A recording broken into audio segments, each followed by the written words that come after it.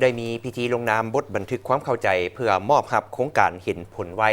ภายใต้ขอบการร่วมมือแม่น้ำของแม่น้ำคงคาในวันที่28มีนาคม2025ที่กระทรวงการต่างประเทศสาธารณรัฐประชาธิปไตยประชาชนลาวและอินเดียได้จัดพิธีลงนามในบทบันทึกความเข้าใจว่าด้วยโครงการน้ำดื่มบ้านห้วยเฮียเมืองเสียงเงินแขวงหลวงพระบางมูลค่า 50,000 ดอลลาร์สหรัฐซึ่งได้รับการสนับสนุนทุนจากรัฐบาลอินเดียภายใต้โครงการเห็นผลไว้ของขอบการร่วมมือแม่น้ำของแม่น้ำคงคาเป็นเกียรติเข้าร่วมลงนามบทบันทึกความเข้าใจในครั้งนี้ต่างหน้าให้ฝ่ายลาวแม่นดร.หุ่มพันธ์จิรศักดิ์รองหัวหน้าแผนกสาธารณสุขแขวงหลวงพระบางและต่างหน้าฝ่ายอินเดียแม่นท่านโยเกชวาสังวานเอกอัครราชทูตแห่งสาธารณรัฐอินเดียประจำสาธารณรัฐประชาธิปไตยประชาชนลาว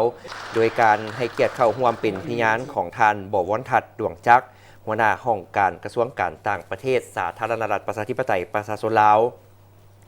มีพนักงานจากสถานทูตอินเดียและผู้ต่างหน้าจากภาคส่วนที่เกี่ยวข้องของศูนย์กลางและท้องถิ่นเข้าร่วมในโอกาสนี้ท่านอินทศรธีรกุลรองหัวหน้ากลุ่มเศรษฐกิจกระทรวงการต่างประเทศได้ต่างหน้าให้แก่ฝ่ายลาวกล่าวแสดงความขอบใจและสมเสยต่อรัฐบาลอินเดียที่ได้ให้ความสำคัญต่อการร่วมมือระหว่างสาธารณรัฐประชาธิปไตยประชาชนลาวและสาธารณรัฐอินเดียทั้งในขอบการร่วมมือของสองฝ่ายและหลายฝ่าย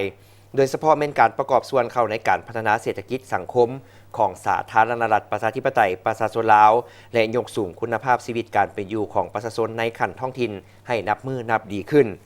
สาธารณรัฐอินเดียในนามคู่ร่วมพัฒนาขอบการร่วมมือแม่น้ำของแม่น้ำคงคาได้ประกาศสั่งตั้งโครงการเห็นผลไว้ในปี